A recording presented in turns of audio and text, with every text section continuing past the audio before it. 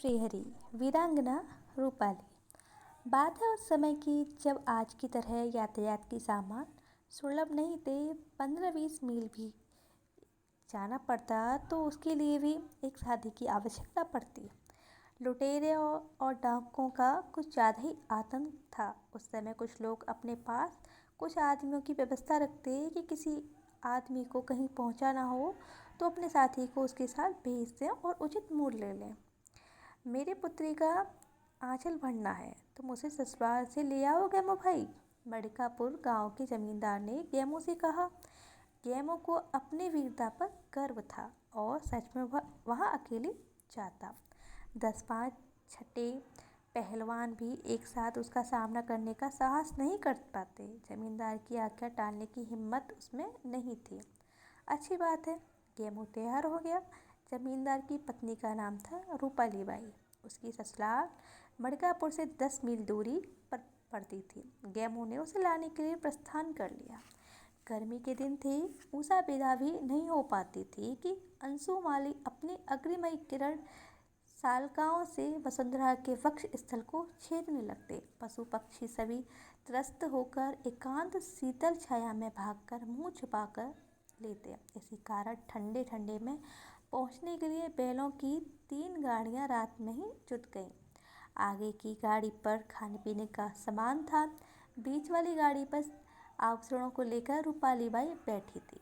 आभूषण उसके पास लगभग 500 रुपये के होंगे और पिछली गाड़ी पर गेमो कुछ अन्य सामग्री के साथ बैठा हुआ था। गाड़ी धीरे धीरे चल रही थी। रात कृष्ण पक्ष की थी। आकाश निर्विघ्न था, तारे चमक रहे थे। शीतल मंद समीर बह रहा। गेमो की पलकें चमकने लगी। इसी बीच अगले गाड़ीवान ने पुकार कर कहा, अरे गेमो भाई, रात्रि का समय है, जागते रहो। गेमो ने कहा, मैं गेमो हूँ, मेरे सामने कोई नहीं आ सकेगा, तुम गाड़ी हाँकते जाओ। ऊँगते ऊँगते गेमो ने उत्तर दिया, अरे गेमो, जागते रहो, अंधेरी रात है। कुछ दूर आगे जाने पर रूपाली बाई ने भी कहा, तुम निश्चिंत रहो बहना, तेरा भाई गेमो, इसके सामने कोई नहीं टिक सकेगा। और पाँव पसारते उसने ये सब कहा, मेरे सामने कौन ही आएगा भला।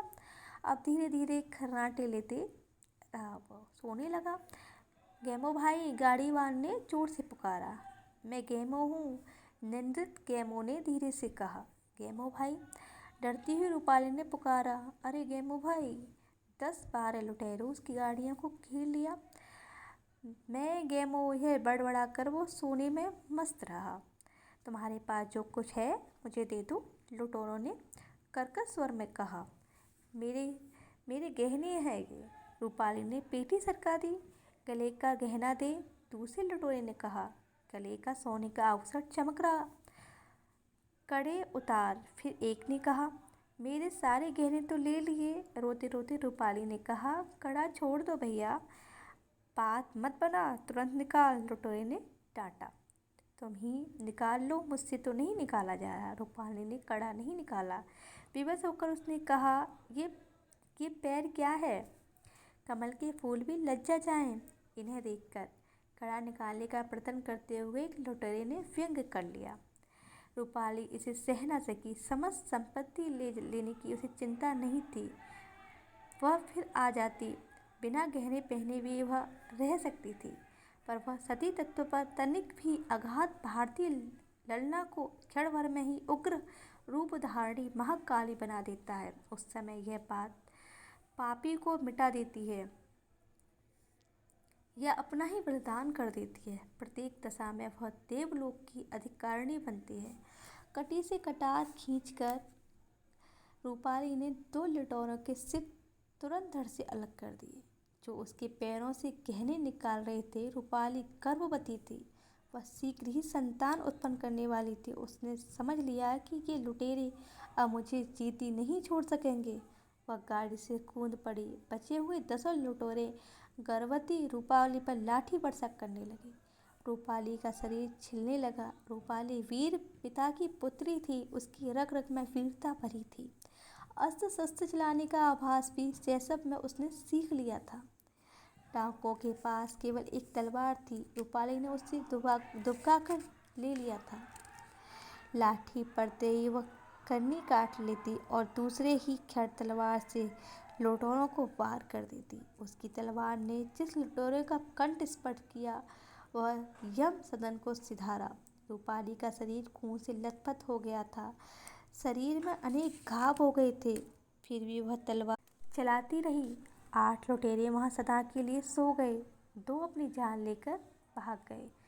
बहन मुझे बचा, करुणा भरी ध्वनि तीसरी गाड़ी से निकली। रूपाली ने देखा वह गेमो था जो अपनी वीरता की मदद से अंधा हो रहा था। मत से उसके हाथ पांव लुटेरों ने कसकर बांध लिए थे, बीच में डंडा लगा दिया था, वह हिल डुल भी नहीं सकता था।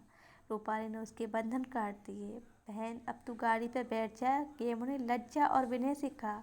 मैं गाड़ी पर नहीं बैठूंगी, रूपाली ने जवाब दिया। मैं पैदल ही चलूंगी, गाड़ी ले जाओ। गाड़ी चल पड़ी। गेमो दम साधे चुपचाप गाड़ी के पीछे पीछे चल रहा था। अब वह रूपाली की वीरता देख स्तंभित रह गया। रूपाली चंडिका बन गई थी। उसकी आंखें जैसी आग बरस रही हों, बाल उसके बिखरे थे, हाथ में लंबी तलवार चमक रही थी, शरीर से रक्त टपक रहा था। मैं सीधे घर जाऊंगी। बीच में मामा का गांव पड़ा था। मामा के आग्रह करने पर रूपाली ने स्पष्ट शब्दों में उत्तर दिया। गाड़ीवान गाड़ी हाँके जा रहे थे।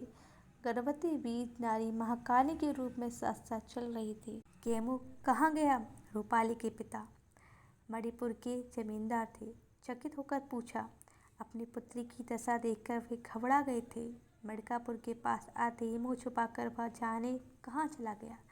गाड़ीवान ने सारी घटना सुना दी। चिंता न कर बेटी, आभूषणों से मैं तुम्हें लाद दूंगा, जमींदार ने अपनी बेटी की पीठ पर हाथ फेरते हुए कहा।